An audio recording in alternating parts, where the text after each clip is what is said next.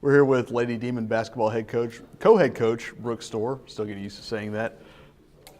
Coach, you open up the season Friday night at home against Laterno. I know you've said it before. Coach McConaughey touched on it. Coaches don't generally like their teams in October. November's here. Are you ready to see them play someone else? I think we're definitely ready to see them play someone else, and they're ready to face someone else.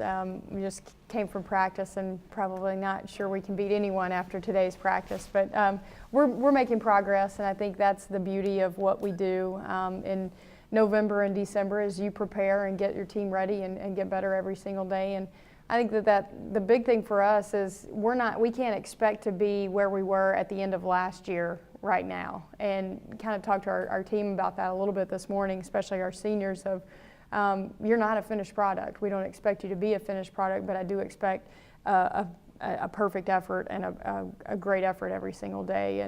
And we've gotten that for the most part. I think we're just at that point of we're ready to face a different opponent. You may not have a finished product, but you do have an experienced backcourt in Janelle Perez and Keisha Lee. They're juniors, really in name only. 2 years starting experience for both of them. They both topped 2,000 minutes in their careers.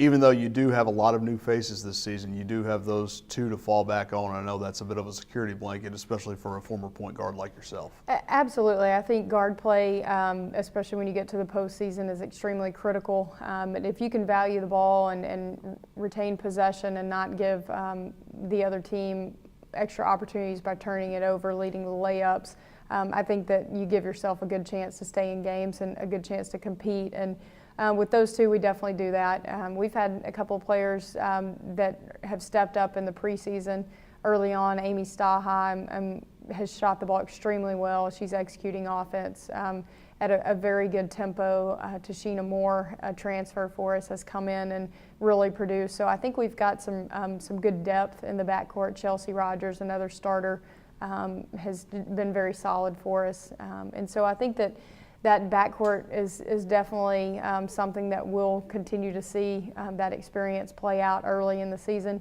and will be definitely a security blanket for us early on.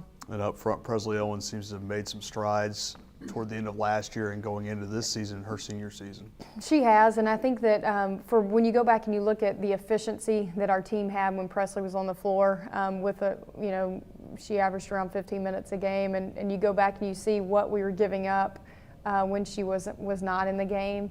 It makes me pretty excited to see what we do when we have her on the floor for an extended period of time, and I think she's proven that in the offseason, has gained confidence. She's gotten stronger. She's finishing very well.